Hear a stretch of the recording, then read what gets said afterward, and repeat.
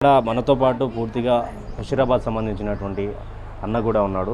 అన్న, ఇక్కడ సికింద్రాబాద్ పార్లమెంట్లో కిషన్ రెడ్డి, ఇక్కడ పద్మారావు గౌడ్ బీఆర్ఎస్ నుండి, ఇక్కడ కాంగ్రెస్ నుంచి దానం నాగేందర్ ఉన్నారు. అంటే ఎవరు గెలిచే అవకాశం ఉంటుందన్న? నాకు బీజేపీ గెలవాలి. సెంట్రల్లో ఎప్పుడు గెలిచినా అంత ఆనందమే ఉంది. కాంగ్రెస్ వచ్చి ఏం ఆనందం లేదు, వచ్చిండి ఏం చేసింది లేదు. బేకార్గా గెలిపించారు కాంగ్రెస్ని. మోడీ వస్తేనే సరిగా అవుతుంది. అంటే ఇప్పుడు కిషన్ రెడ్డి ఇక్కడ గెలిచే అవకాశం ఉంటుంది అన్న?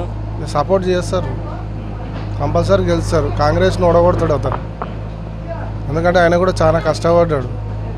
అట్లనే ఆయనకే ఓట్లు వేయాలని చెప్పి ఆలోచిస్తున్నాం. నరేంద్ర మోడీని సెంట్రల్లో ఓడగొడతాము అని 5-6 మంది 10 మంది కలిసి ఓడగొడతాం అన్నట్టు. అది కానిపోయినది, అది అతను చేసిన మంచి పనులకు కానిపోయినది. అది ఎవరు వచ్చినా అతన్ని డామినేట్ చేయలేరు, ఇదైతే గ్యారంటీ.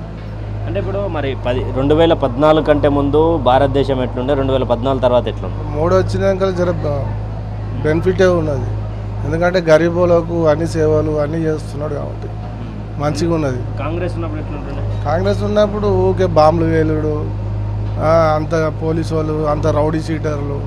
ఇప్పుడు వచ్చి ఏం లాభం ఉన్నది కాంగ్రెస్? అసలు ఆయన గెలిచినాడు కూడా కనబడతలేడు, రోజు టీవీకి కూడా కనబడతలేడు. గెలిచి ఏం లాభం చెప్పు? మీరు వికలాంగులన్నా? హ్యాండిక్యాప్. ఇప్పుడు మీకు 6016 ఇస్తా అన్నారు, ముసలిలకు 4016 అన్నట్టు రాలేదు. అదే కేసీఆర్ ఓడిపోయేటప్పుడు 4000 చేసిపోయినా అదే 4000 వస్తుంది.